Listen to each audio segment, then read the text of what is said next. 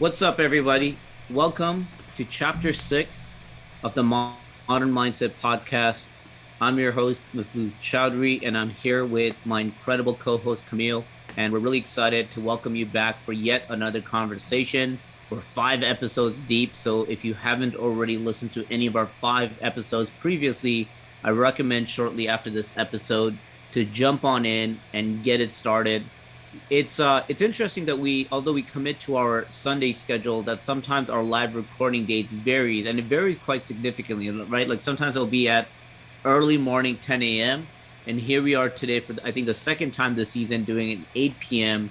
recording. What is your feeling about that? Do you notice any difference either within yourself or the way that the podcast show happens when you do an early morning recording versus an evening one? I think it's just the caffeine wears off, so I feel a little bit tired, and I hope that when I watch the episodes back, it's not that bad. As considering to what I feel in the moment as I'm speaking, but what also you'll notice is if we're recording at night, I'm wearing my blue light blocking glasses. So that's the way you'll find out if we're actually recording at night if you don't join us for the stream. And to be honest, it's just it's just a part of life. So we are flexible and we're accommodating to each other's schedule as well. And I think that's also important for what we're talking about, which is to actually live life and to think about what you learn from the experiences instead of trying to force yourself to do things just strictly out of the routine of doing it. It's about recognizing that it's not going to be constant and there are going to be things that are constantly shifting as well, and you just have to learn how to deal with it and manage. Right, we're still hitting our goals of the once a week, and we're still being consistent with our delivery and with our output, so I don't see a problem with it. We often talk about action over perfection as well, right? And it's the fact that it's not about having the perfect plan in your execution in order to bring something to life, but also sometimes the fact that you're going to have imperfect days. Some of your quality of your days will not be as better as the other, but at the end of the day, it's like, did you make one step closer to the goal that you wanted to? Did you get 1% better than who you were? And if you start seeing that result happen as a result of those imperfect days, you'll actually be okay with the fact that not all days will be perfect and line up. But I love that emphasis on like working these things into your lifestyle and like not converting your entire lifestyle for those things, really finding a way to bring those commonalities so that it does accommodate the way of being. And this is going to be a really fun conversation, something that I think off camera and off microphone, you and I do a lot of, which is every single time we get together, we spend some time talking about past memories, and then we don't just let that memory fall off. We kind of spend some time digging into that memory. I almost feel like we have a virtual pickaxe and we're just kind of going at it until we get as much as we can out of it. And then we put that memory away and usually feeling better, or we feel like we have a better way of thinking due to the fact that we spent enough time on it, which is why I think it's so perfect that today's episode focused specifically on better reflections. And I was thinking about this when our topic of the day came to mind, better reflections, which I would say is probably a long distant cousin to better awareness. Right? We talked about better awareness last week, and I was kind of asking myself, I was like, what is the difference? Like, why didn't we just kind of package all the better reflection topics into better awareness? And I was scrambling a little bit of that, but I'd love to get your thoughts on that. Like better awareness, in many ways, from my perspective, I kind of think of it as like, having being intentional about your being, right? And being intentional about your being does require some level of reflection, but isn't necessarily the same thing. What are your thoughts on that? Like the difference between the two and why you think they should have been two? Well, I think specifically with better awareness, of course, it's strictly just about better reflections versus better awareness. You can argue that awareness is about present and then reflections is about past, but they do have some crossover too. So I think it is actually being more, as they say, like objective, but that's not the right word. It's being more mindful. Both of them have that commonality because with the reflections that you share and that you experience, you have to be kind of mindful to the whole situation and be detached from who you were in the moment.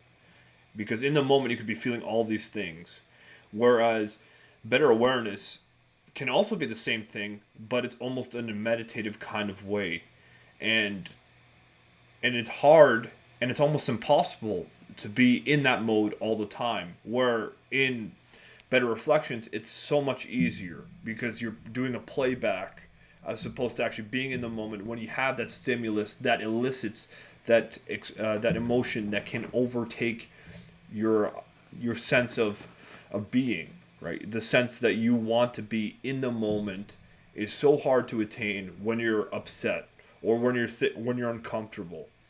And when you reflect on it, you can still have those emotions, but they're not as intense. So I think they are almost one and the same, at least in the way that we both approach it, or at least in the way I approach it. Uh, it's more that one is more past tense than present tense. Yeah, the present and past comparison, I think, is an interesting perspective. I didn't even think of it that way until you kind of described it. And I think the awareness is also um, past in relative to your future as well, right? It's like what you do next, you kind of have to instantly be aware of that. So it's like constantly being aware of each action that's building up to what's going to be your future, which you could argue that it's always in the present because you're thinking about the circumstance that you're in as you're developing your future every single day. So it does get really, really interesting there. I was thinking about our topic of the day today. The irony is I was reflecting on better reflections, and I was thinking about like where my mind takes me, which is a really fun thing to do sometimes because it surprises you where your mind goes. And it resulted in me actually doing a write up for my Instagram post that I did a couple of hours ago. And I wrote this caption as it was going through my mind. I said, if you spend enough time reflecting on how you got your biggest wins, you will truly believe that your hardest times often lead to the greatest moments of your life. Grow through those tough situations. And it was interesting because when I started thinking about that, and when I did the write up, my mind kind of started drifting towards my biggest wins. I was thinking about what a win means to me, which is also worth saying that a win can mean different things to different people, right? Sometimes it might be materialistic things. Sometimes it might be an achievement that you had. Sometimes it's just a good feeling or a good day. Whatever a win is to you, it was really that reminder that when you start reflecting enough on how that win came to be, it kind of goes beyond the idea of the fact that you don't just think of the win as an outcome. You start thinking of it as the journey that led to the outcome. And when you start thinking about the journey, you start realizing that not every step of that journey was a good step forward. Sometimes it was a step back. Sometimes it was at a complete halt. Sometimes there were days where you didn't see how the circumstance you were going through is going to play out into the win that you had when you were currently living it. The more time you spend in that area where you're paying attention to the journey of ups and downs, you really start to embrace that there is a potential every single time something goes wrong that it's setting you up for something better. And I used to see those motivational quotes sometimes, right? Like, every bad day is going to lead to a great day kind of thing. And it never really made sense to me. And sometimes when something becomes so cliche, I start thinking to myself, like, why? Why is it cliche? Like, why is it a lot of people are saying this? And when I start diving into it, I really understand that those experiences that we have start putting some truth behind those cliche statements. And the truth that I came to realize was the fact that every single thing I had. So when I think of my career win of what I've been able to achieve in my career, I think a lot of it came down to my experience of breaking out of a conservative, strict family household and really trying to identify the things that I want to do and pursue my passion. And I also started thinking about how if I didn't go through academic probation when I was at university, the opportunity that I currently capitalize on wouldn't have existed if I graduated when I was supposed to. So your mind starts really thinking a lot about what a success versus failure means. And also the fact that failure no longer gets seen as the opposite of success. It's actually in the same family. It's one of the ground pieces, one of the fundamental pieces that are necessary for that piece of success or win to happen. And it really started shifting my perspective. And I spent a lot of time reflecting on that. And I know you quite well as well. And I know you and I talk about a lot of things that happen in your life based on something going really, really wrong. And my mind's kind of been thinking a lot about how to have that optimism and how to have that mentality around a bad day, to not actually get turned off by it, but staying more level headed and staying more optimistic about the fact that it could lead into something better. Yeah, it's difficult, especially when you're having the bad day, to actually appreciate it. Because you can come up with all sorts of reasons as to why this time is different, or that you're falling into the same pattern once again, and that you feel that as though all the work you put in only leads to the same outcome, which is that bad day. But you don't realize that all the work you put in also puts you in that good day, or in those wins as you describe. And I feel as though it's getting more and more accepted that making mistakes and forgetting and not being perfect is all a part of learning and become better as a person, or more efficient, more proficient in whatever you want to be. And what I find when I'm having the bad days is, the best part is I know it's temporary because it's a bad day. And if it happens simultaneously, like in a row, these bad days in a bad week, then I know it's a bad week. But those that label that I attach to it is temporary. It's ephemeral. It's a time based thing. So I can always see that as temporary. The downside to that is recognizing that, the wins, the happiness is also temporary. But that's also something you should be excited by, because if you're happy forever, you'll never appreciate it. In the same way that if you're sad forever, you won't recognize it at all. You'll be suffering in eternity, and it will just become your new normal.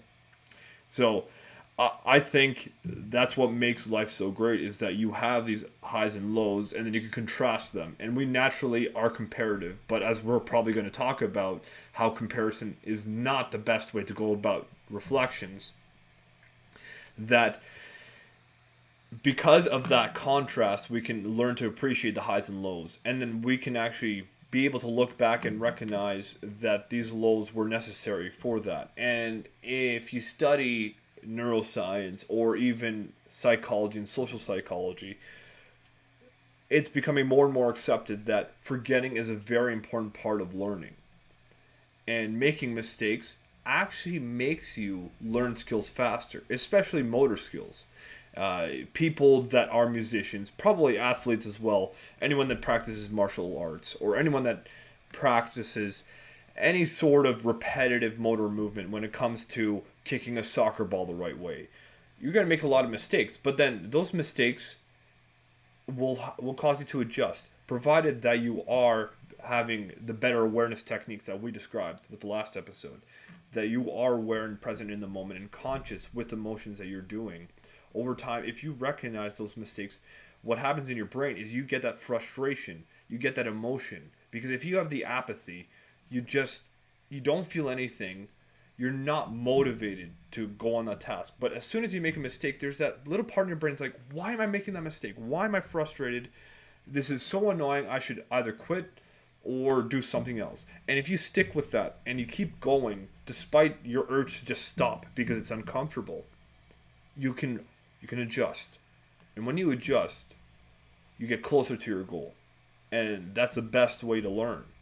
And that's why when you practice music, like if I'm practicing guitar, what was taught to me 10 years ago is a lot different than the science that's taught now. And the science back then was you practice as slow as possible to have that perfect technique. And once you have that perfect technique down, you practice maybe 4 or 5 times, then you up the tempo just by a very minimal amount. And as soon as you hit the tempo where you make a single mistake, you revert back to a little bit below. And you keep pushing that boundary eventually. And what the science shows now is that that is actually inefficient. What you should be doing is challenge yourself very frequently and trying to go as fast as possible. Of course, still provided the main technique and reverting back when you need to. When you don't have the technique, when you don't have the proper notes in succession, when you don't practice those good habits, then you should go back. But the point is that you have to challenge yourself, and by challenging yourself, you're bound to make mistakes, and you have to recognize those mistakes are crucial for learning. And I think that goes with life and with reflections as well. Once you recognize that having a bad day is part of becoming a good day and learning how to appreciate the good day and getting those good days again, then you can start seeing them in a different light. So much good stuff there, man. I love the emphasis on the fact that you almost get numb to the feeling of an experience if you don't feel the opposite spectrum of things not working out, right? Like you really start appreciating the better days because of the bad days, and you start appreciating getting out of a bad day because of those better days, and having that balance really builds that excitement. I think that's such a good perspective. The thought that I had as you were kind of saying, like the comparison component, and maybe that's not the best way to reflect.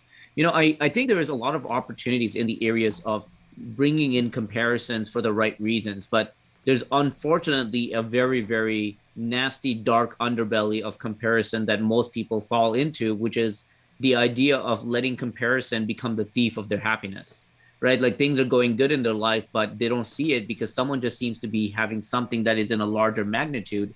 And as a result of that comparison, all of a sudden they don't feel as happy about it. I was having this conversation with a group of people yesterday, and I was talking about um, what 1,300 followers could mean to someone, right? Because one of the individuals in the group was talking about the 1,300 followers, and she wasn't very excited about it. But I drew out a perspective where I said, like, imagine like 100 people just hanging around your house right now, right? Like just 100 people, because it's easier to imagine. Like imagine they're just hanging around your driveway. I'm like, how big does that look? And like, imagine like they're all paying attention every single time you want to share something like a piece of art or your creativity. But then I was like, and then multiply that by 13. Like, just imagine how many people are in that neighborhood. Like, your neighborhood probably couldn't even contain that many people, and they'd probably call the police because there's too much people blocking the way. But because you see that someone else has 5,000 or 8,000, you start using that as a reflection that tells the story in your head, which is the fact that what you did is not enough, rather than appreciating the fact that you have that many people that really can be that really feels and connects with your messaging or your creativity every single day, and that you can really make meaningful impact with that perspective. And I think that when you start bringing in that level of toxic comparison, it really does become the component that makes you look at wins as not wins, and sometimes look at wins as losses because it just doesn't seem big enough. And that part of comparison gets scary. Where comparison gets really excited to me is a perfect tie to what we talked about with better conversations, is the fact that you don't have to experience those you don't have to have those metrics or the past or the reflections in order to be able to grow from it. You can actually very much grow from other people's experiences if those conversations are happening. You can start reflecting on someone else's backstory and someone else's wins and losses and someone else's advice and why they came to that advice, or someone else's family, household, religion, all these things that maybe you don't have familiarity with. You can all of a sudden feel like, wow, there's something more out there in the world that I know nothing about. And first and foremost, that really humbles you. The more out there the other person's reflection is, the more you realize how little you know. And the more you start realizing how little you know, you start getting an understanding with humility that maybe there's a lot more you can take in. And that gets you a lot more attentive when you're in these conversations, because now you're really curious about what it is that you haven't experienced and what comes out of that perspective, which is why I very much enjoy having these conversations with you. We've done 5 chapters, and I've gone back and we listened to all of them, and sometimes multiple times, because there's always something that was interesting in those episodes that makes me think just a little bit differently. And I think if that happens every single episode, who I could be by the end of the season, right? And it's fascinating because we create this for the sake of our audience, hoping they get value, but I can't even begin to explain to you how many times I get inspired and how many times it almost modifies my way of thinking or makes me dig in a little bit more with curiosity based on something that you say. And that to me is one of the most valuable things about doing this podcast with you. I have to say, is that growth that comes out of your reflection.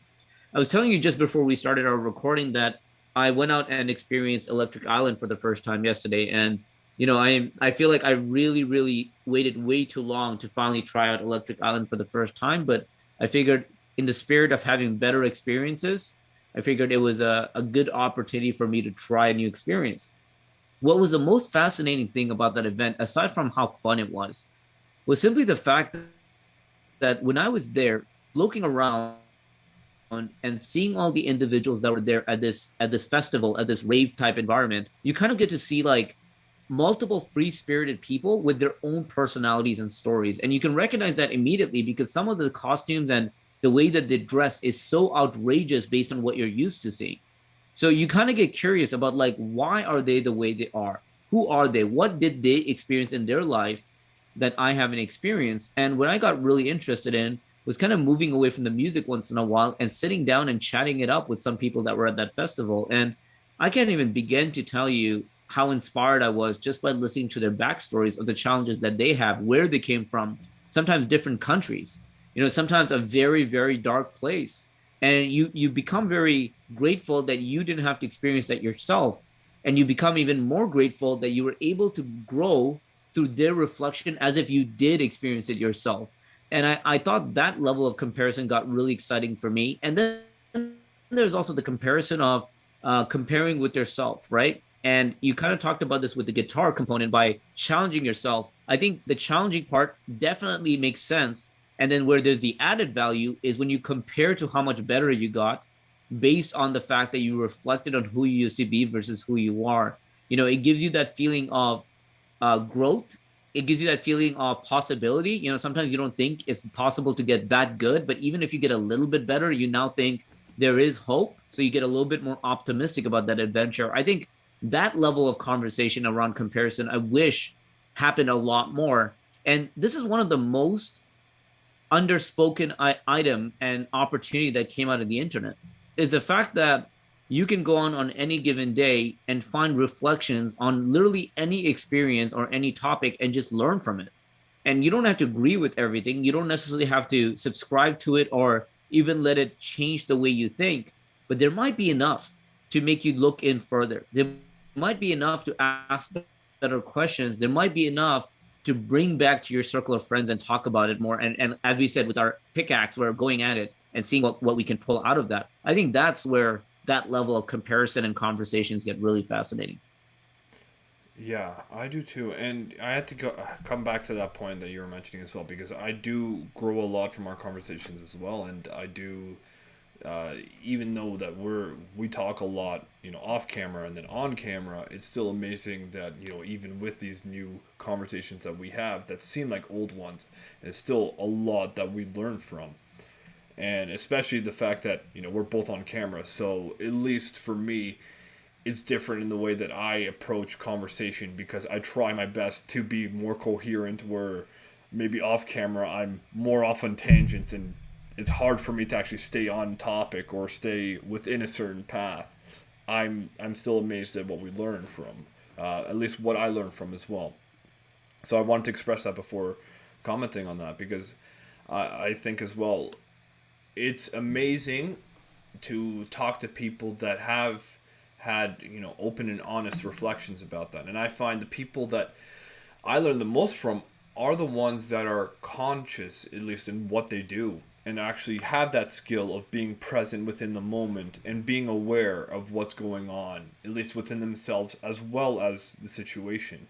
And that's a very tough thing to do. I can't imagine what it's like, especially when you have such a stressful moment, and to be like focused on the moment and then focused on what you're feeling as well is very difficult. And then somehow being able to detach from that and doing that consciously, and that's a whole nother layer to that. And at the same time too, you don't have to put yourself through that stressful situation. In fact, like you mentioned before, since the advent of the internet, we are pretty much exposed to whatever we want to look at. Hell, I was even watching the videos of what was it like ex special forces commenting on home invasion videos, and that's something that I would never dare to experience, yet I can have those reflections on his awareness of the experience that he is having, which is watching these videos. So it's important to recognize that we have that and that it is a tool. We just have to be open and aware to it. And at the same time, because of the internet, we're not even aware of what that does to us. So we have to be kind of proactive in how we use our time, especially with the internet, and also retroactive at the same time, because we have to see, okay, I realize that I spent all this time doing what? How's that benefited me? Uh, if you're an iPhone user, I think most people get the screen report even just as a default setting, where once a week it'll tell you how many hours you spend a day on the iPhone, and it's amazing to see mine come back up. And even though I'd like to qualify this with I have to use my phone sometimes to study when I'm not at home, it's still amazing to know that I spend 2 hours a day on that thing. And, that's 2 hours, that's 10% of the day that I don't have. That's 10% of my time. And I had to be very proactive in how I spend that 10%. Is that just doing nothing, or is it benefiting me? Is it bringing me to where I want to go?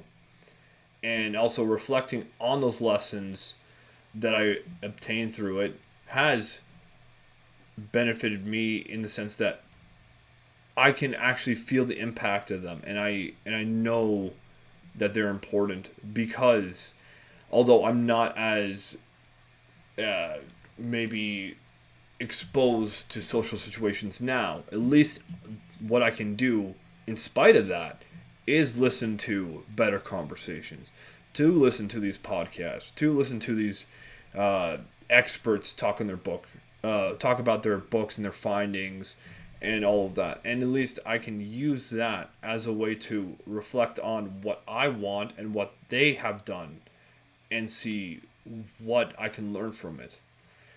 And with these experiences that people share, some of them are quite severe too. So you can actually find ones that resonate with you, whether it is that person's way of speaking, whether or not that person's in the same language that you speak in, or whether or not that person is as severe, maybe as a situation, maybe not as intense, maybe as intense, or maybe even more intense, and maybe that's the way you learn better.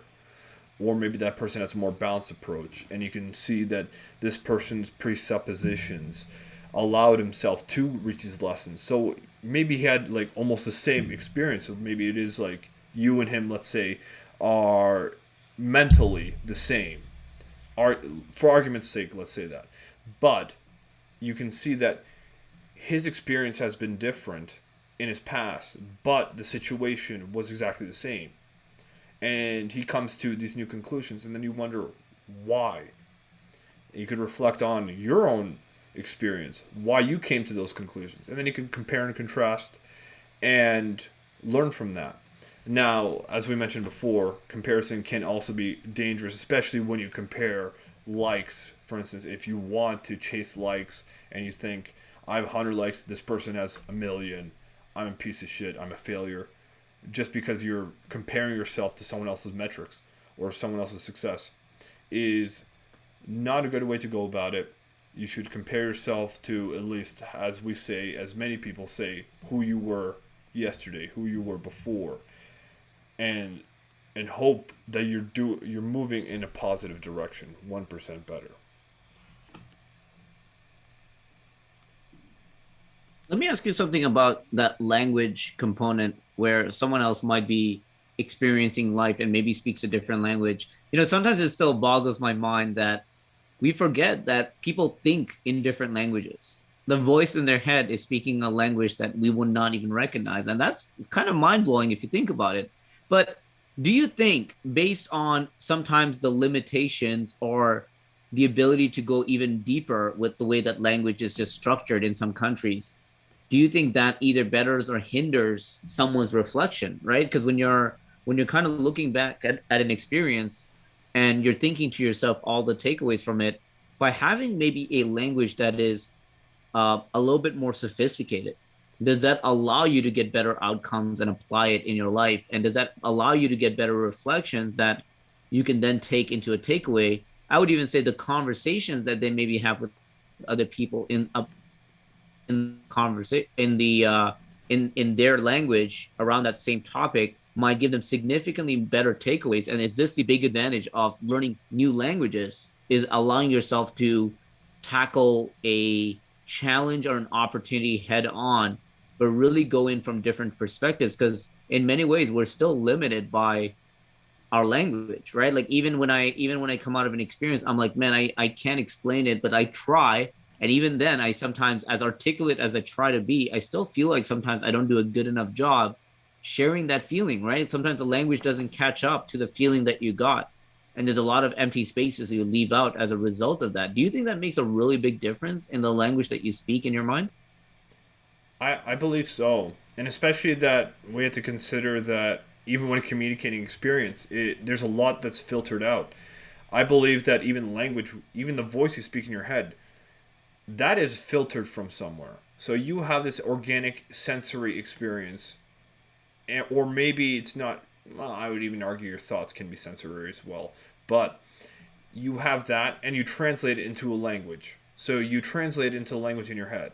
Then you have to translate it in the vocabulary you speak. Maybe your vocabulary is limited, or maybe you learned the words wrong, right? So there's also that filter. Then if you want to share that with someone, then you have to say it out loud. And then that gets translated or filtered by your tone of your voice, your speed of thinking, speed of saying it, your emotion behind your words, and your choice of words. Then that gets limited by the person's reception, by even the environment. Like, is it a loud environment? Is it uncomfortable? Because even that can change the perception of that, of whatever you're speaking, just from the same sensory input that they're receiving from the environment. Is the environment making them uncomfortable? Is it making them more open, more susceptible to receiving that information in that setting? And then you also have to be filtered out through that person's experiences as well, and your own experience as well when you're saying it, because maybe you're speaking through these maybe not traumas, but these lessons that you learned that can be negative or positive, and that's influencing how you say it, or influencing how you think about it, or even influencing how you experience it, because it can be bring up like past emotions. So then you also consider that for the other person. Maybe for them it's bringing up past emotions, and that's why they're experiencing it in a different way. Then you have to communicate it in a better, maybe not in a better way, but in a way that's more receptive to the way that you want to deliver it. And you have to learn how to do that with that person. And that comes from knowing the person, also judging their responses. So then it goes into their mind, into their language, and maybe that's not the primary language. So then there's also that. Then there also comes their education, and there's all this sorts of mess. And then once it finally hits them, then they also have to filter out all of this other emotional stuff, all of this cognitive stuff. And at the end of the day, it's like broken telephone. You don't actually know what the person hears. You can say that you said this. You can say that they heard you, but did they really? Did they actually hear everything you're saying? And on top of that, too, when we talk about different languages, different systems of communicating, there are way too many variables there. Like, I'm not sure. I'm not sure. Maybe even sign language is a better way of communicating than English. Maybe to some people, especially visual learners, that is a better way. Kinetic learners as well.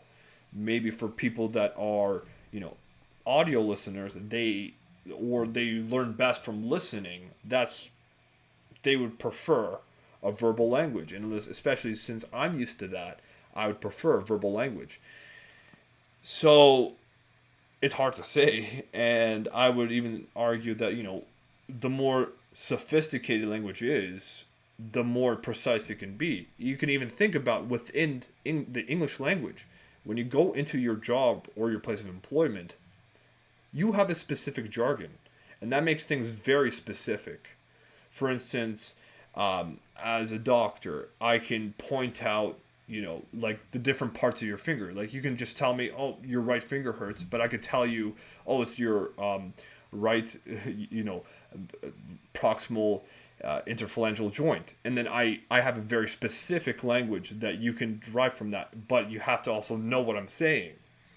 So I had to say for me as well, I believe language is a huge part of it, and that's why it is important to know or be proficient in whatever language you speak in. And it's important to develop those skills and develop your vocabulary and learn how to express yourself in a better way. Even the words we choose, they're emotional. Like there's different words: dirty, filthy, unclean, unkempt. All of them have a different emotional way of hitting, and for each person it can be a completely different meaning. Yeah, the level of filters that comes through bias and the attention level, I think it's so important. And I'm really glad you also added in the factor of your comfort level at that time that significantly changes the way that you express an idea, either to yourself or to another person. Like there has been far too many times I would say a story and I'd be like, man, I did not nearly say that story as well as I thought about it in my head. And like you realize that there was some level of nervousness of wanting to deliver that same story with the same excitement as you felt it, and you sometimes fall short as a result of that. This is why I'm a massive fan of repetition, the repetition and reflection, right? Which is the fact that even like, for example, you and I sit down and sometimes we revisit a topic multiple times. It may not be the exact same topic. It might be a topic that overlaps with the past topic that we talked about. So we need to kind of bring it back for context. And I love it every time, rather than stopping you halfway and saying like, hey, I've already heard that before. I always get excited because I always feel like if I missed a takeaway last time or something bold that you said, I like the fact that I get another chance to listen to it. And sometimes I find myself being even more attentive, trying to see like, did I miss something on the last time that you said it? So that to me gets really, really exciting. And, this podcast is a great example of repetition, is that I get to go back and re-listen to some of the things you said. Even in this moment right now, like there's a part of me that has to be on, ready to respond. There has to be a part of me that's reflecting in the midst of you speaking. But when I get to sit down and listen to it, it's kind of nice that I get to turn that part of me off and just take in everything you said in better detail. One of the things I really enjoy doing is listening to the playback and trying to find a quote that I want to bring into our Instagram post. And when I'm looking for this quote, I'm really paying attention. And sometimes I will like go back 10 or 15 seconds just to re-listen to you say that again, because I want to make sure that I got that statement right. And that part to me is the ones that hits the most. I don't know about you, man, but I have so many situations where I can't even listen to a whole song from beginning to end. And it got so awful that sometimes I'll sit down, I'm waiting for the second verse because it's my favorite part of the song. And like my mind drifts by the time we got to it. And then I'm like, crap, I didn't listen to it. And I'll start it over again, and over again. It takes me about 7 or 8 attempts sometimes to pay enough attention for that verse, even though that is my intention of why I rewind it. So it blows my mind how often we get distracted without even realizing it. But the opportunity you have to come back to it is where it gets quite significant. And this is why I'm such a big fan of documenting, right? The documenting component is a big piece. I've spoken at stages about the same theme and same topic so many times that I've become a fan of recording my own presentations and going back and reflecting through how it went. And in many ways, it kind of brings me the spirit and joy I've always had for incredible basketball players like Kobe Bryant, that was famously known for watching his tapes right after the game and learning how to get better from it. And he would watch it right after the game because it's fresh and he knows what's happening. And I would do that quite often because I'd always go back to how I could articulate things better. And over time, you kind of find patterns, right? You start finding like, hey, the fact that I explained it this way seemed to be falling a lot better than the other way. So I think I'm going to stick with this way. And you realize that as you start doing that, you actually start getting better in how you articulate things in your mind as well. How you think about the things that are the most significant to pull out, because you start realizing that this is what really resonated. So it becomes quite interesting when you think about the practice and the repetition that's going to really help with it, but also the undeniable attention that's required along the way.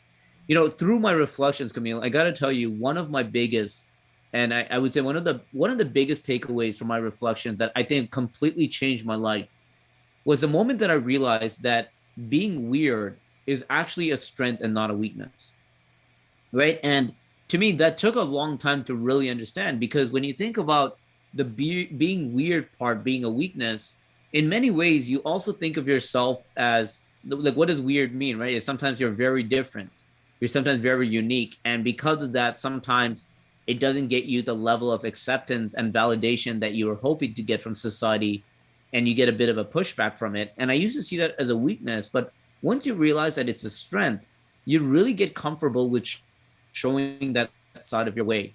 And sometimes it doesn't need to be extravagant. Like, you don't need to make a scene everywhere you go. But the fact that you can openly talk about something and not care if people don't respond to it the way you thought they would have responded to it, being okay with disagreeing, being okay with standing ground and not falling back just because someone is pushing back against it, and doing it for the reasons that really matter to you, like wanting to share that idea, not to get validation.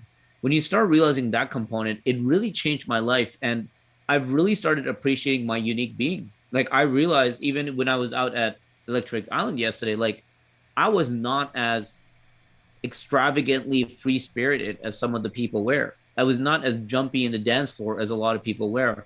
I wasn't as loud with my colorful clothing as other people were, but I was very comfortable. I was very comfortable being someone that was just enjoying the moment and being there. I didn't feel the pressure of mirroring what other people were doing. As a matter of fact, I also embraced the fact that they're weird in their own way too. And when you start seeing weirdness as a strength, it really, really changed my whole perspective. I'd be curious from you, when you think about a reflection that you really can credit to being a big part of your personal growth, something that you felt like understanding this really changed your behavior and you never went back, or understanding this just really changed your way of thinking and you never came back. What can you credit when you think about that type of reflection in your life? I think it goes back to the bad days and the reflections that I've had that changed me the most have always been that I avoid negative emotion, and by doing that, I chase different things, but I never chase success. It's always like I'm running away from failure, but never towards success. And I've had that realization a couple times in my life. It's just um, it comes out in different ways, and it's not as apparent. So when I was addicted to alcohol or cigarette smoking or even opioids at one point, it was just about that avoiding that sense of boredom, that loneliness, that emptiness, and not actually driving towards the things that would make me feel fulfilled, make me feel part of something, give me that sense of belonging that I desired. Those are the things that I was missing internally, but instead of actually embracing the steps and the efforts that I needed to take to get there, I just wanted to avoid those feelings. So, recognizing, I think just reflecting back on that and seeing that thought pattern play out, and then seeing those patterns of being and the patterns of thinking, and then realizing, like, why am I doing this? Like, it's just I'm miserable, and I'm, for instance, I feel alone, yet I'm doing things to make myself not feel alone, but it's not actually helping me not be alone. It's it's just killing time and killing the emotion for that moment. So those are the types of reflections that I find most powerful, at least for my life, is that I'm being unconscious, and I'm not going towards the direction that will actually serve me well or the most. That's such a powerful takeaway. And I think there's a lot of credit to some. I was mentioning this even earlier, but I don't think I went. I don't think I put a big enough asterisk. Is the benefit of reflecting sooner than later as well, right? Because the idea of trusting your memory with that experience that you're reflecting on, it starts deteriorating one day at a time. And even if it's in small percentages, by the time you revisit that memory, sometimes the memory isn't even close to being accurate to what it used to be. And sometimes your feelings about it has changed, right? Like I think there's a benefit in revisiting that memory at a recent time, especially if you're going through the emotion of that memory and really reflecting on what you can take out of it. Where when you come out on the other side and you're now out of the fire and you're reflecting back on it, you may not really dive into the takeaways as much because that feeling of why you wanted to get out of it is no longer there. And I think your reflection starts slightly changing based on what you can do there. So I get really interested in recent reflections, and I think this is also where there's been some benefit of us meeting up frequently or chatting frequently about something that maybe even happened yesterday. I like the fact that we kind of connect and see how we're doing, how our week's been, and it gives us an opportunity to throw an experience into the ring and we kind of just chop it down together, which gets exciting. But this is what I want to kind of define a little bit better, and it's going to require some thinking out loud because I haven't put enough thought in breaking this out verbally. And even though I think we know how to do it subconsciously, is the how component. How does one reflect, right? I've used the metaphor twice of going at it with a pickaxe. And I think about what that looks like in someone's process of trying to reflect back on a memory. There's a lot of things people have experienced in their life. Someone might experience something somewhere along the way and found this episode and said, hey, I actually want to go back to a past memory and do a little bit of that shadow work that's not always fun to do and pull something out of it that maybe I can bring into my life to make me better or dodge the next time that experience happens again. What do you think happens in that conversation? What do you think is going on in that level of reflection?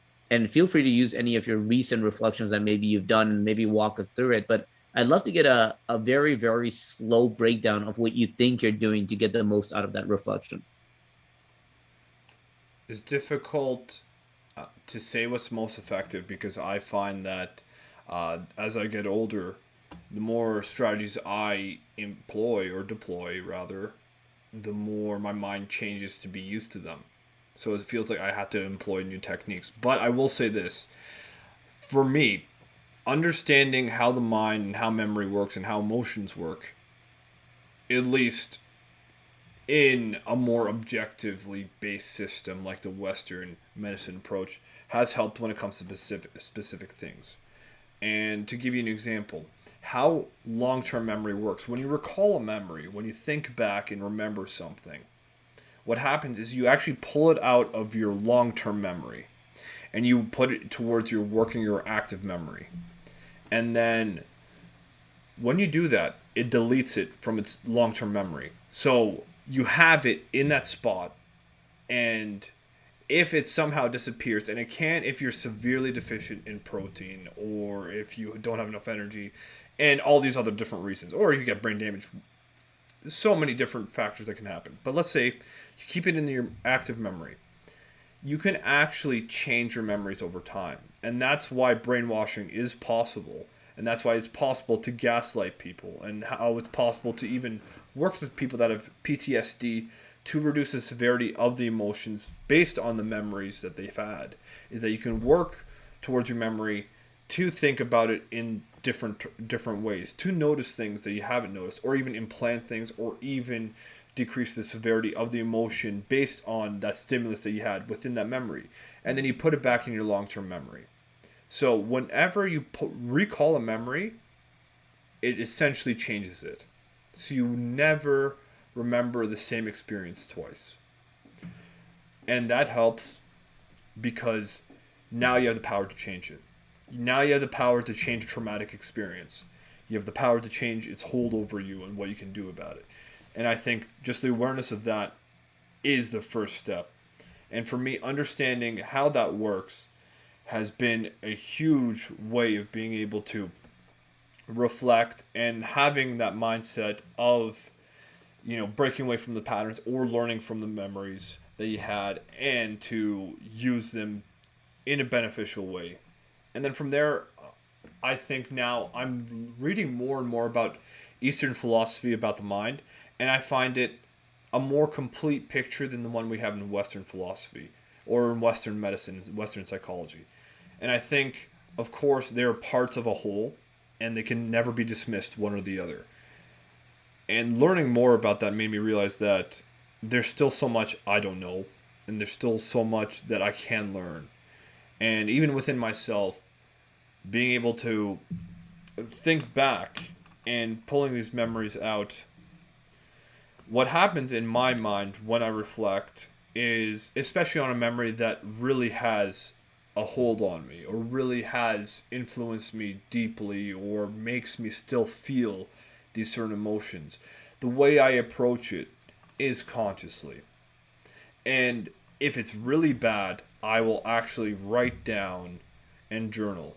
And that really does help in the sense that I have my intention. This is my intention. I want to think back in the memory and I want to understand why I feel this way.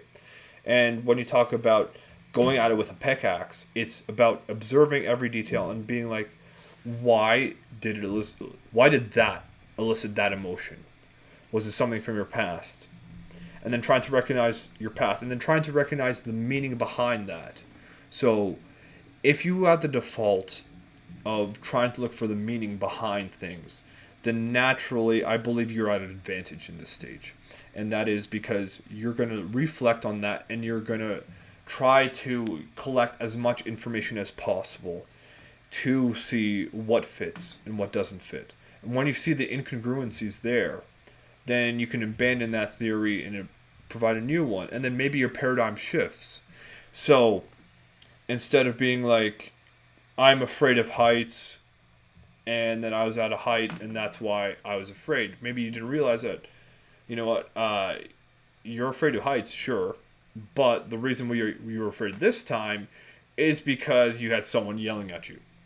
It could be something as silly as that. I know it's a ridiculous example, but if if you recognize that you have these routines that you constantly put yourself through, and then you see it replay over and over, and the whole time you don't approach it consciously and trying to understand it because you're just trying to survive it, then there's really not much to be done. For me and for us in the way we approach it is to challenge our way of thinking, to challenge our biases, and to also understand them. Why were these strategies effective? Because your brain's not an idiot. Your brain, or your mind, I should say, developed these strategies for a reason because they worked. They worked to avoid negative emotion, but maybe it doesn't serve you now. So if you recognize that it worked before, then you could be more kind to yourself for adopting it. You could be more kind to it, and you can see the utility in it because maybe in the future it can still be useful.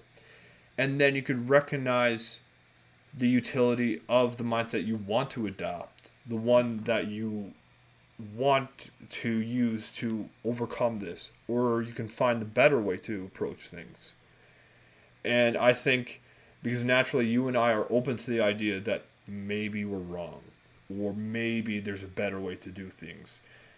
That's the way that we are able to pick at these emotions or pick at these memories so, effectively, so deeply.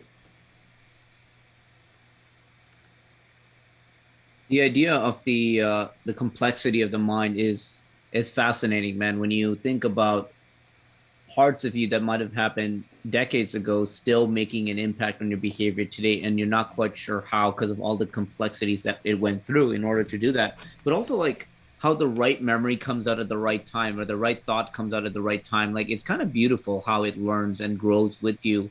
And I think part of the process of dissecting and reflecting on these memories, what gets quite, what also becomes really, really helpful is that every single time you do it, you also gain the confidence subconsciously that you can do it more without actually breaking yourself, right? Some people are afraid of revisiting those memories because they're worried that it's going to mess them up. And when you learn to get through it, like your suggestion around the strategies that your brain creates, I feel like those strategies are starting to just really get fortified with the fact with the belief that hey, we've done it before, we can do it better. And I think that's where it gets really, really powerful.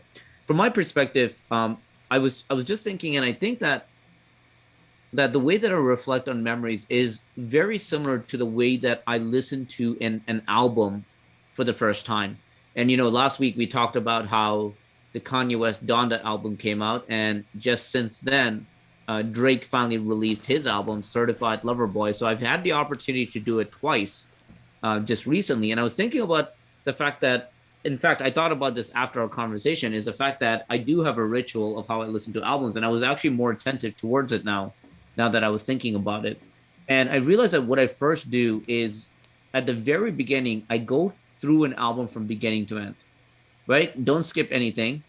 Follow the order that it was meant to be done, and then go from beginning to the end. And along the way, kind of think about what I liked and what I didn't like, what stood out to me, what didn't, what did I feel, how did I feel about it, and I just let it happen. There might be things that didn't really hit, but I'll still let it play. The things that really did hit, and I'll still let it play, and so forth. When I think about memories, I also think about that's the first stage that I go through. Like when I reflect back on something that happened, in order to really go at it with a pickaxe, I just first let the memory play. And I try to the best of my abilities to hold on to every detail of that memory. I try not to skip a stage of that memory. I try to go from beginning to end of every single thing that happens. And then as similar to the album, I try to pay attention to the parts that hit me different.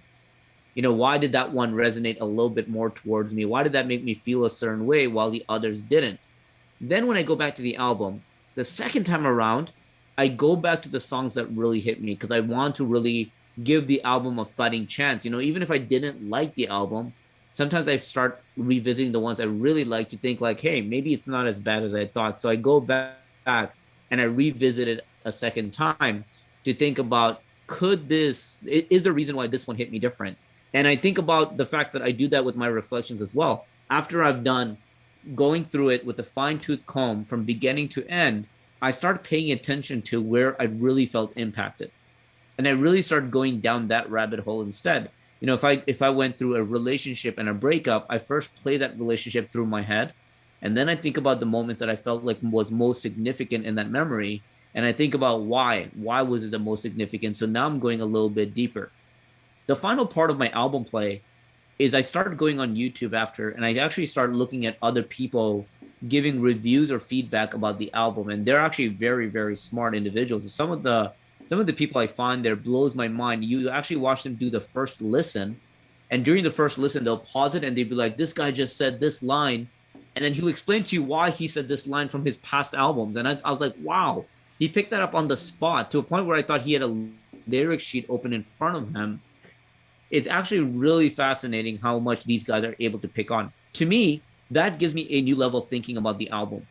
It gives me a perspective where I think that, hey, I didn't catch on this lyric before, but now I understand why this connects to the rest of the album, and it kind of like becomes a beautiful, like a theater performance of like, now you really see how every act came together to be what it is. To me, when I reflect on memories, that is the equivalent of me sitting down with someone like you and having a review. Because what the review does with you is it gives me an opportunity to pick up on something that I might have missed based on the bias or the filters that I have. I think of the fact that you and I can sit down and watch the exact same Netflix episode, but we could come back with a very different perspective based on our upbringing and what we believe in or what matters to us. If it was an episode about something that happens maybe in a doctor's office, you might have picked up on some of the science, while I would have picked up on the aesthetics, right? Like we might have just come at it differently, where based on where our eyeball gravitates. And I talked about this in our previous chapter, where a very impressive statement that I heard from Jordan Peterson was about the emphasis he puts around what deep thinking is, and how it's actually very difficult to do deep thinking because it requires you to have a contradictory voice that pushes back on the things you believe in, to really give yourself the opportunity to figure out if this is the path you want to follow.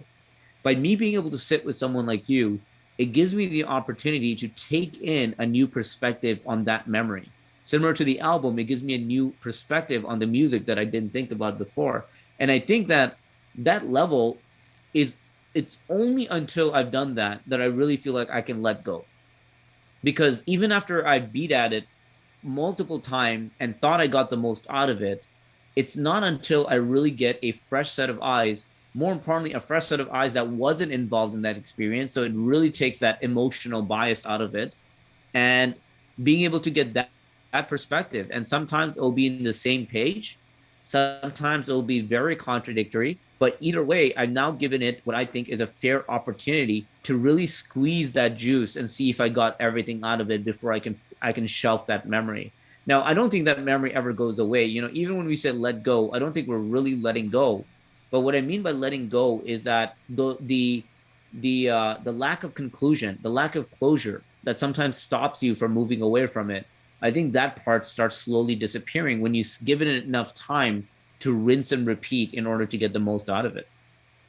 Yeah, I agree completely. I think that's the basis on most therapy now, is to have that objective person that's on your side.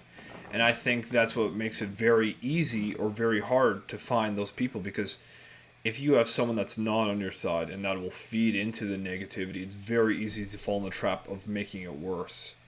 However, if you have someone that's completely open to you and wants the best for you, or at least wants to side with with the side of you that wants the best for you, that's when you can have a genuine, open conversation about these memories, and then that's what can help you find the things that are missing. Like you said, it's so hard to notice everything, especially the first time, because you're experiencing it for the first time. If you even recall that information, you have that added benefit of not being influenced by your need to take action or your emotions or that stimulus in general. And when you reflect on someone else and they've had a completely different life, because everyone has a unique life, they can come up with different things that they focused on, or different lessons that they've learned, or different situations that are similar, and come up, and you can be surprised with these new conclusions that you derive from that, because they're just a unique person with a unique perspective. And it's amazing to know that no matter how aware you are, no matter how mindful you are, you're going to miss something, and you're going to miss important information, and no one is ever truly enlightened. So that means that they're not completely removed from their own emotions, from their own experiences, their own teachings, their own traumas. In Vedic psychology, I'm reading a little bit about that now, and there's a term called samskaras, which is what is described as these kind of emotions that haven't been processed yet. It's almost like similar to a traumatic experience. However, it doesn't have to relate just to trauma. It can also be lessons you've learned. So that's why your mind, or as they call it, the buddhi, which is like Buddha but with an I at the end, not your actual like ass. You're not the booty, the buddhi. That is the cognitive piece, which actually is able to recall that and is responsible for that information that you recall that's relevant to the situation right now. And so when you have the two working in tandem, you can have these lessons that you pop up, but you can also have these undigested or unprocessed emotions come up that can hinder your progress or cause you to miss out information. How many times have you been so nervous and anxious that you haven't noticed, I don't know, the color on the wall? It can be important. Or how many videos have you seen that did you notice the guy in the monkey suit while everyone's playing basketball? There's You can be so blind to actually what's very apparent when you focus in on it, that you're naturally going to lose out on some information, and that information can be the reason why you're repeating the same patterns, or it can also be the piece that you need to free yourself. For instance, in my experience, especially with my experience around addictions, is I wasn't aware that I was addicted. And I know it sounds simple to people that haven't been addicted, that, you know, if you look from the outside, you can clearly tell that this person has an issue. For instance, let's say a cigarette smoker who smokes cigarettes maybe like a pack a day, and they have to smoke cigarettes when they wake up and before they fall asleep. Yet they just see it as part of their identity and they don't see anything wrong with it, even though they've been constantly told that it's a health hazard, whatever, whatever. But if you're, and they just see it as an addition to their life. But if you're from the outside, you can actually see, okay, this person one is doesn't realize that they're spending this money and that's the reason why they're not able to afford these other things that they want to focus on because they're spending money on cigarettes. Maybe it's not the case for everyone, but it can be for some people. Also, this person isn't living their most healthiest life, and maybe that's the reason why they're tired all the time, but they don't realize it. Maybe this is the reason why they're irritable all the time. They don't realize it. There's so much information that you can miss out on just because you're in that experience that other people can clearly see from the outside. And it's amazing when you have that shared experience, like listening to an album for the first time, when you can even find experts on YouTube, like people that, let's say in Drake's case, like are professional lyricists or are rappers that or are huge fans of him, so they know what he references or past albums, and they could draw that out and make that more conscious to you.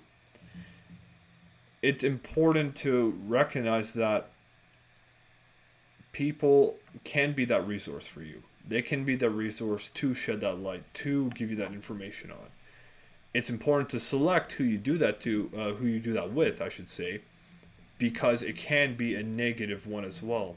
And people can have biases, which can also influence how they receive that information and how they express their own information to you. And if you talk to someone that's bitter and has a lot of resentment towards, I don't know, dating, and then you try to find out why, or you share an experience of why you shared a particular experience with a person, and you're trying to understand if you were at fault, and you share it to that person, they most likely will never side with the other person, not give you the objective lens that you want because it's so blinded by their own biases. And that's an important thing to recognize as well.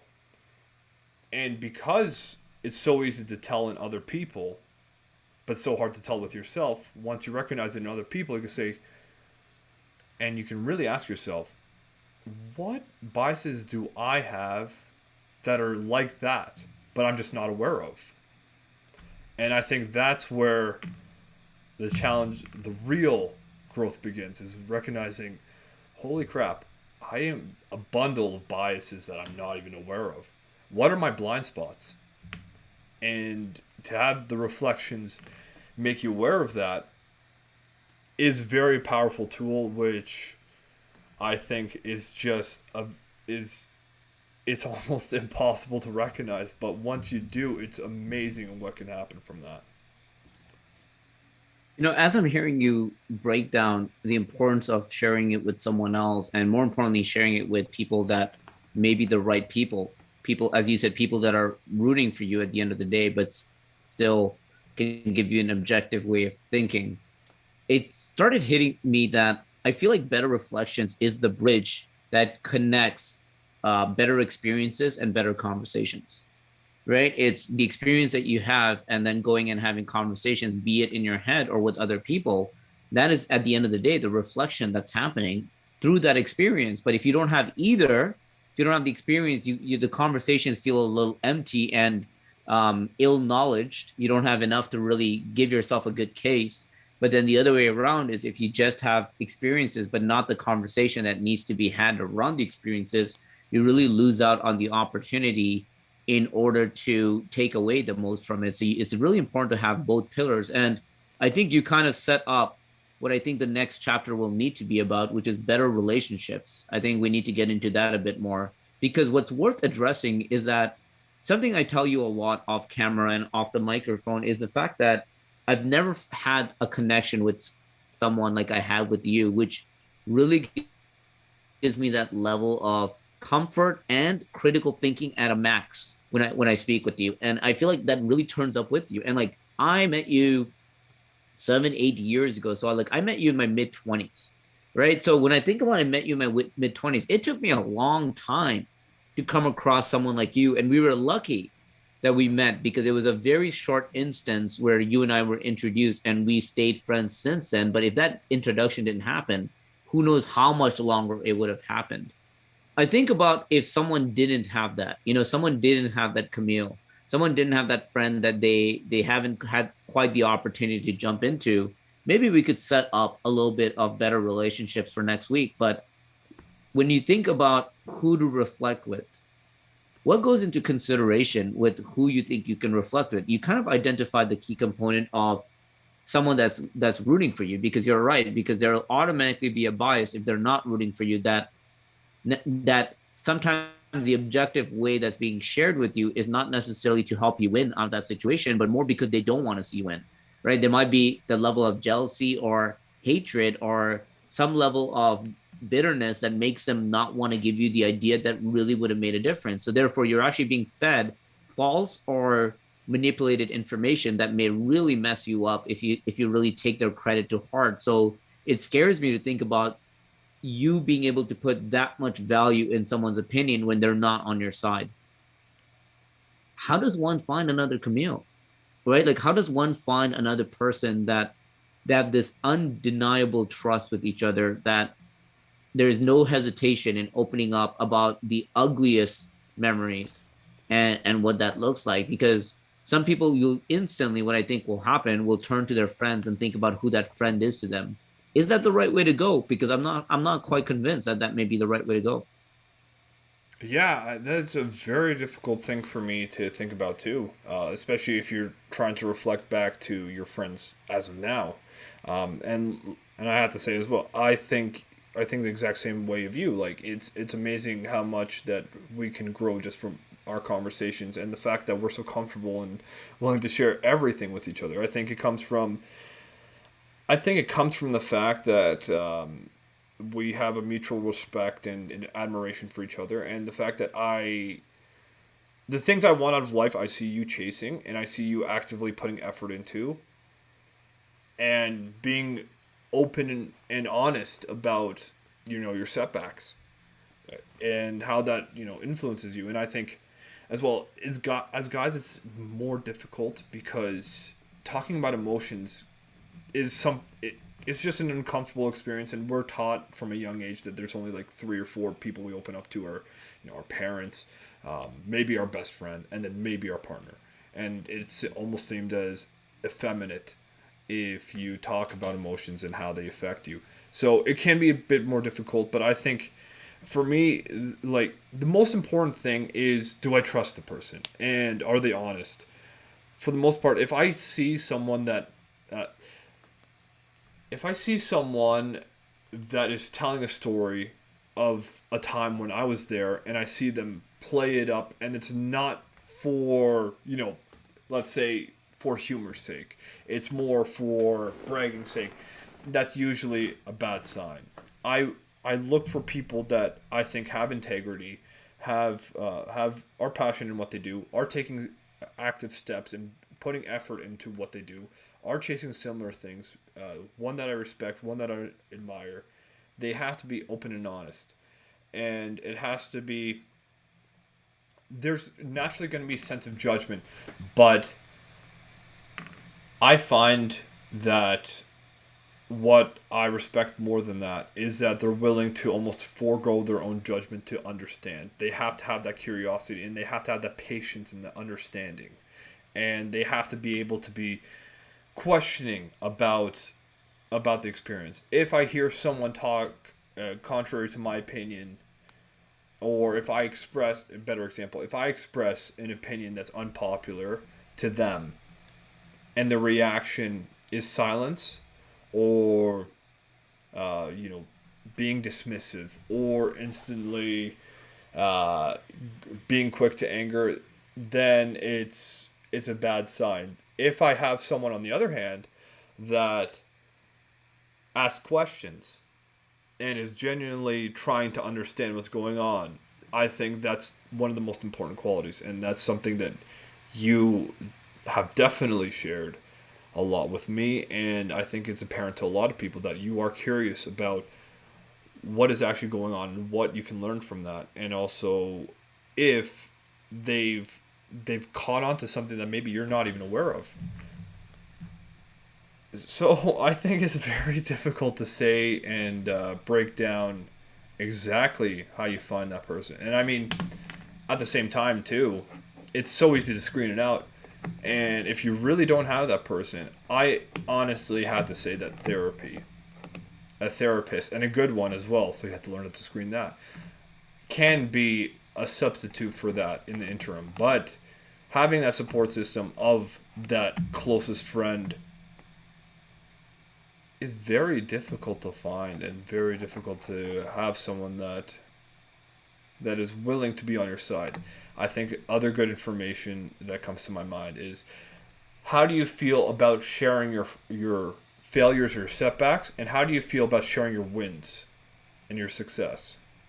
If you're not able to share either and both, it has to be both. If it's one or the other, like I have this sense of feeling when I share my success with certain people that I'm bragging, and I feel so uncomfortable talking about that. So I don't, and I avoid that.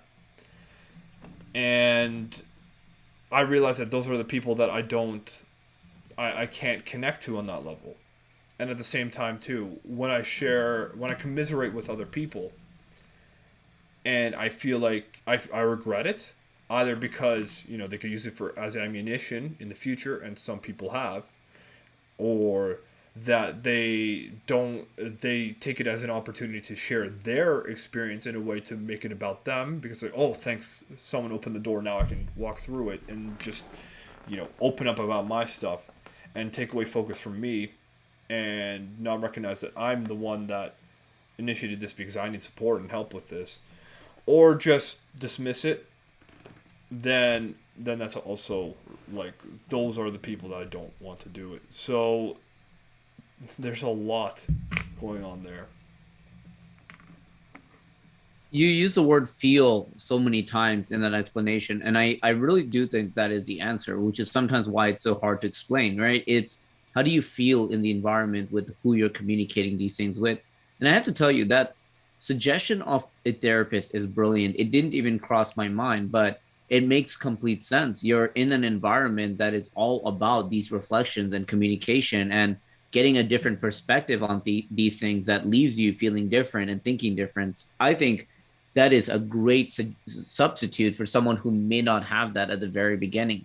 I'm by no means an expert in this answer because, as I said, it took me a very long time to find someone like you. And we met by accident. I wasn't actively looking for someone to connect with for this purpose. But what you said along how you feel when you share a good story or bad story to someone is such a gem that I hope does not get overlooked, because a, a lot of that sometimes happens on friends, but imagine for the ones that it happens with that might be in a relationship, might be their significant other, right? Like I have had a relationship in the past where I would always play down my good days and play down my wins because my girl at that time, she just wasn't doing great things in life. She was very unhappy where she was, and she was constantly complaining. And imagine me coming in and saying, "Wow, I just got a promotion," or "Wow, I just had this amazing event." Like I would always play it down like it wasn't a big deal because of the fact that I felt guilty that it would hurt her by hearing that I'm doing well and she's not. And I didn't realize it back then. Talk about awareness. It's like you don't realize it back then, but through reflection, I was able to really get an understanding of how unhealthy that relationship is when you're closing a side of yourself due to the fact that someone would be bitter about you having a good day. Like imagine that. Like imagine what kind of a relationship that is. And in the circle of friends, I think it's very similar, but the good news is you can have multiple friends where you may not have multiple partners. And you could find multiple people. And as a matter of fact, you could trust different people with different things, right? For conversations around business, for example, I might go to one of my peers and I might actually open up to them because their knowledge and expertise of maybe a challenge that they overcame in the past might be far more beneficial than me opening up just to a friend. And I think there's an opportunity to think about who'd be the best person to talk about X And whatever that X is, it's going to allow you to kind of have a better direction. It's kind of interesting to think about who your mind gravitates to when you think about who the best person is to talk to about that situation. But it really, I think, when I think about our trust and where that came together, where we finally opened up, admittedly, I don't think it happened right away. I think it took us a few years to get to the level that we are now. But I think that we started dropping the doors of skepticism and like confusion and mistrust and all these things that usually comes with meeting a stranger for the first time. We started dropping them because we were opening up about things that weren't necessarily problems in our lives. We're just opening up about things that we're doing, right? Sometimes it was about working on our social cues and our social game and being able to create real meaningful connections and realizing that we have a very similar way of critical thinking. And actually, we were quite intrigued that you and I were already kind of reading the same stuff, even though we never talked about it. So that commonality came out of the fact that we were opening up about something that wasn't a make or break. Because, sometimes that skepticism comes with, will this person use that against me? Knowing that this can be used against me made it a lot easier to open up about those areas. And I think that gave us a level of traction. But I think where it really opened up is when we took a leap of faith to talk about some of the most challenging areas in our life.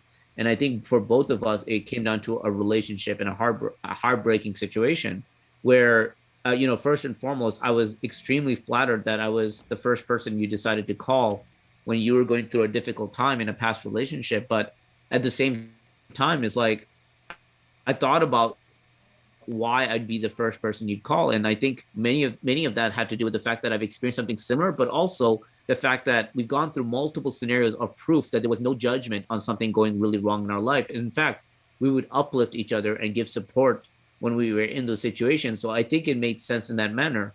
But to me, I remember that conversation very specifically because the conversation started with me not instantly taking jabs at the other person.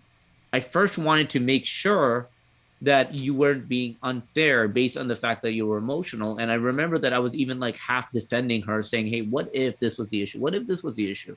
But then after breaking the walls down a few times, we came down to like a common understanding of where things really went wrong. And that kind of evolved into deeper conversations and give us an opportunity to really throw in our darkest moments and really understand each other to another level.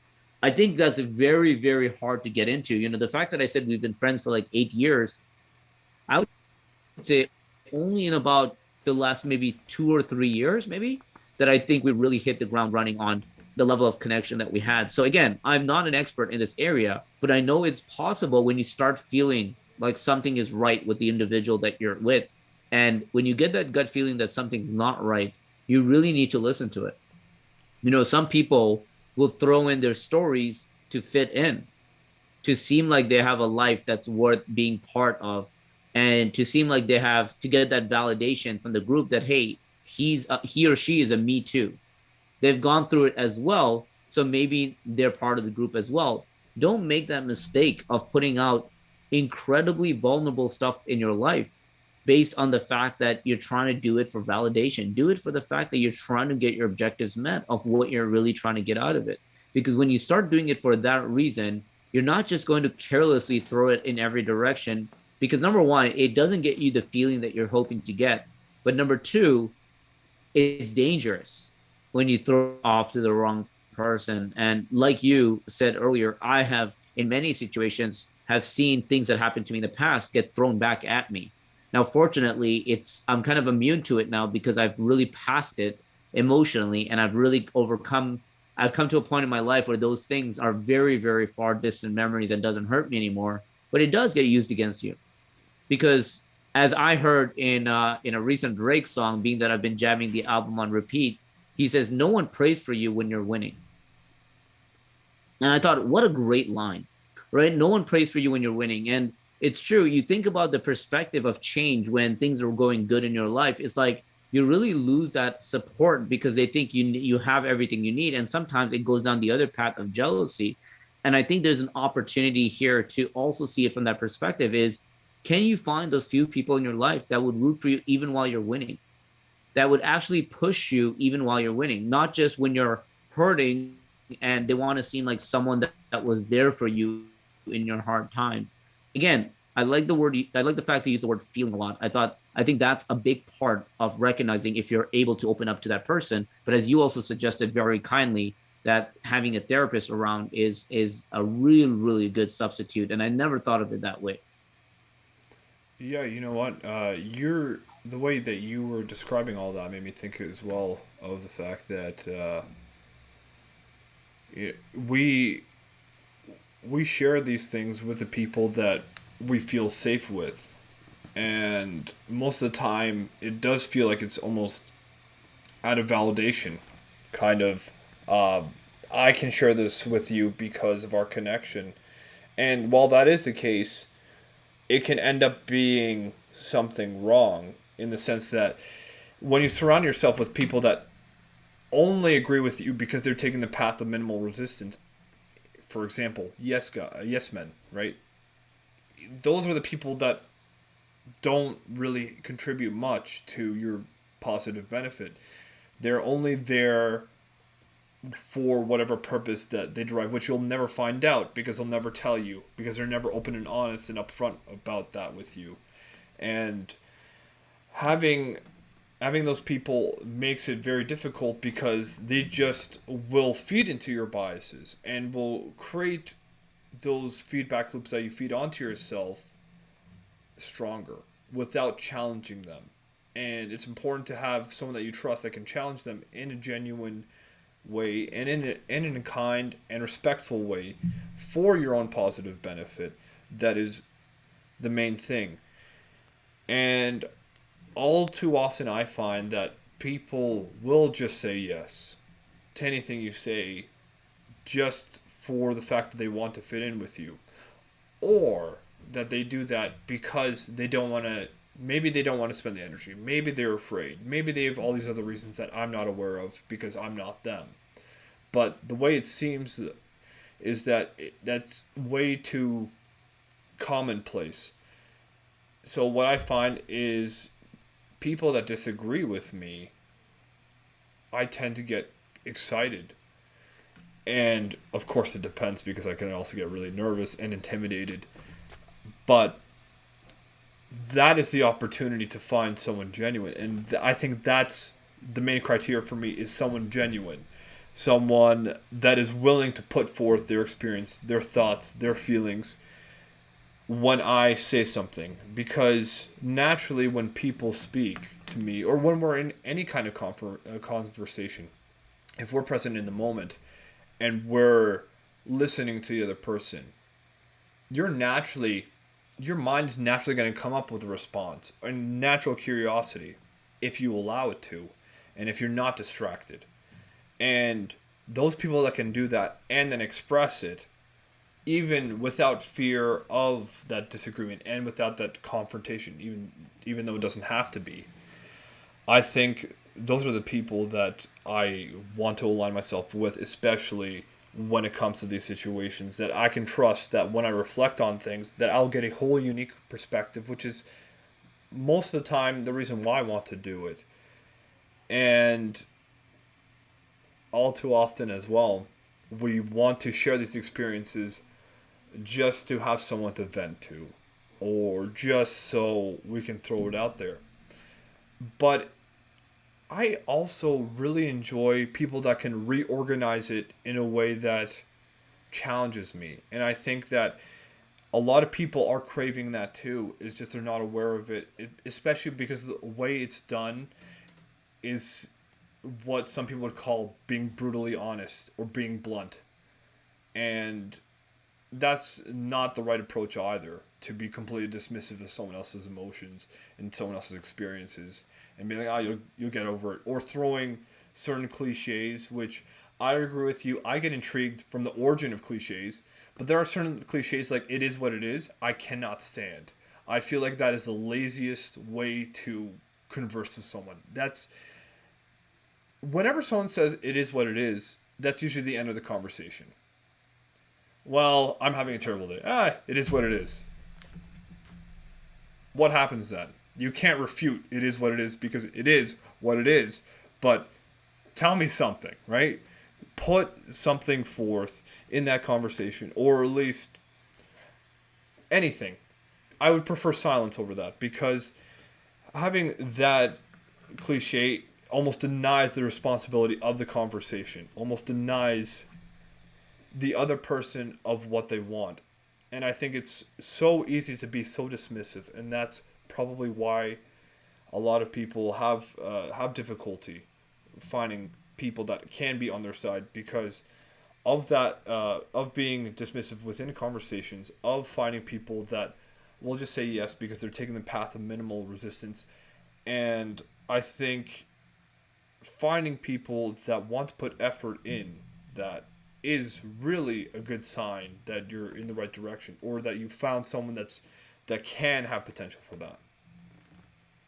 Yeah, I mean, it's a two-way relationship as well, right? Because sometimes, in the defense of the recipient of that story, if they don't have that relationship with you, they will probably be dismissive because of the discomfort of the dark story, or the strange outcome that you may be trying to reflect on, that they have no interest in. And if you don't believe me, like, approach 10 strangers and just drop your darkest stories on them, and Oh, I see what have. kind of reaction you get, and it'll be very, very evident that they just weren't ready for it. And guess what? That's not their fault. Relationship is work. You got to make that relationship and get it to a level where both parties feel comfortable throwing ideas into the ring and receiving ideas from the ring. And when you have that type of relationship, you really can dive in a bit deeper on reflections. But we're gonna save that one for next chapter, because I think there's so much we could talk about with relationships more than anything else. So I'm really excited to talk about that as well. At the end of the day, I think about one of the biggest parts of my personal development journey, and I really think about the fact that majority of it came down to the fact that I was paying attention to some of the things that happened to me in order to redirect the sales in my journey. And I think about how many times I could have not redirected it based on the fact that I was going on autopilot. No matter what it is, like, there's so much wisdom out there in the world that you could really take that into your reflections and make life decisions with it and really change your perspective. And sometimes, without you even realizing it, your actions are modifying and changing behavior, and you're acting differently, and all of a sudden you feel good about the way that new way of coming gets. I really like your perspective on the lack of judgment that's necessary in these conversations, right? And that's a big part of having that openness, because a lack of judgment, I think, is everything in that scenario. It's like, you really need to understand how little you know about this world and the people that are in it, and how everyone has such a different outlook, that if you don't have that perspective, you're going to be very closed-minded, because who gives you the right to know what is right or wrong based on living a single life of your experiences, especially when you're younger? Like, you haven't even lived a long life, and all of a sudden you think you know it all. I was at Electric Island yesterday. There was a song that was playing, and it was a very simple song with simple lyrics, and I don't even know the name of it, but the line was that, if I jumped off the edge of everything I know, will I ever come back the same again? And I thought that was such a beautiful statement in that song. The idea that once you move past everything you think you know and you see what's out there, the fact that you realize that you know nothing, like a minuscule of the knowledge that's in this world, how can you ever have that judgment on other people for what they know and what they believe in? It gives you instant humility. And I hope that through multiple reflections based on not only your experience, but other people's experience, I really hope that people do see that other people had very different experiences, and that's why they are the way they are. And it earns them that respect to be able to understand that there's so much more in this world that they can learn if they start paying more attention. And again, it comes down to the beauty of the fact that there are endless knowledge available at your fingertips. The mobile device is quite fascinating. You even think of the dating apps. Take the app out of the equation, and you're literally tapping on this glass in a certain pattern that results in another individual coming and meeting with you in person. Like, if you just take in the fascination of being able to create meaningful relationships by spending time in the right places with the right conversations, you're giving yourself the endless opportunity that you need to find a friendship like what you and I have, to give you those endless opportunities for personal growth every step of the way. Camille, before I get your final thoughts on reflection as we wrap up today's chapter, I want to just very quickly thank everyone for listening to this incredible conversation. Yet another fascinating one in our book of modern mindset and having better life. I'm really excited to see where this one keeps growing. But for any of you that listen to this episode, whether you're watching it on our YouTube live stream or the replay of our episode, do us a favor and hit that like and subscribe button so that you help the magical algorithm world of YouTube and help us get found by other people that may also benefit from the value that we're sharing these episodes. And if you're listening to us on an audio streaming platform, be it Spotify, iTunes, Google Music, whatever it is, do give us a favor and hit the subscribe button so that you're the first to know every single time we drop an audio episode. And if you do really feel, really feel the value of this episode and you want to leave us a review, please do that on Apple iTunes, because we are making it a mission of checking our iTunes account every single week to see if there's a new review. And we're going to be thrilled to read your reviews live on these episodes and give you a shout out, just our way of showing gratitude for the time that you put in to let us know what you feel about these episodes. Camille, it's an honor. It's an absolute privilege. I can't think of anyone else I'd rather be doing this show with. And I want to thank you again for joining me. But when you think of better reflections and think of the 10 or 100 or 1,000 or 10,000 people that may listen to this episode one day, what are some things that they could do today to start having better reflections and grow through it? Well, thank you. That's high praise. I I think it stems from our conversation from last week, which is better awareness, is being present within the moment, and even being present of when you recall these experiences that you've had, and being aware of your biases and how your mind works, how your individual mind works. And that can come from realizing that you have these unresolved issues or these unprocessed emotions, and how to work through that can be through having these better conversations, as we discussed as well, a couple techniques with that, and being open to the idea that you can be wrong, and recognizing that everyone knows something, and some people will be able to tell you things about yourself that you aren't aware of. To have that objective feedback does help a lot. And I think as well, recognizing how the mind works does play a huge factor in some people, especially the people that are into the finer details. And also being able to be curious, being aggressively curious of why these things are happening, and wanting change, and putting yourself in the right situation, and having these better conversations will allow you to do so, and actively searching for maybe people with similar experiences, and using tools as the internet, podcasts, videos, and your friends, therapists. You have so many resources at your disposal to use that can help you reflect on the situations in an objective way. So I think those are some of the tools that I would use, and you've described a lot as well. And once again, thank you so much for having me, and thank you for doing this every week. I really enjoy our conversations together, so I'm glad that we got a good one going here. In the spirit of better reflections, I'm excited to reflect back on this episode, man. I think there's so much value shared in here, and it also makes you very, very observant of a lot of the behaviors that we have that we don't sometimes put into words unless we get on a mic like this, right? And we start like dissecting what we're actually doing in the process. Like, it made me reflect back on how we became friends. It made me reflect back on how I reflect. It's actually quite fascinating when you start having these conversations, how much it helped me grow. Brother, every episode, one episode at a time, I feel myself growing and getting 1% better every single episode, if not way, way larger than 1%. And I can't thank you enough for being my fellow co-host on this incredible show. I'm excited to come back next week. Camille, as always, thank you for joining. And for all of you listening, I hope you have an incredible night. I hope you have a fantastic Labor Day and a great start to the new week. And we look forward to seeing you again next week. Everyone, have a good night. We'll see you again soon. Take care.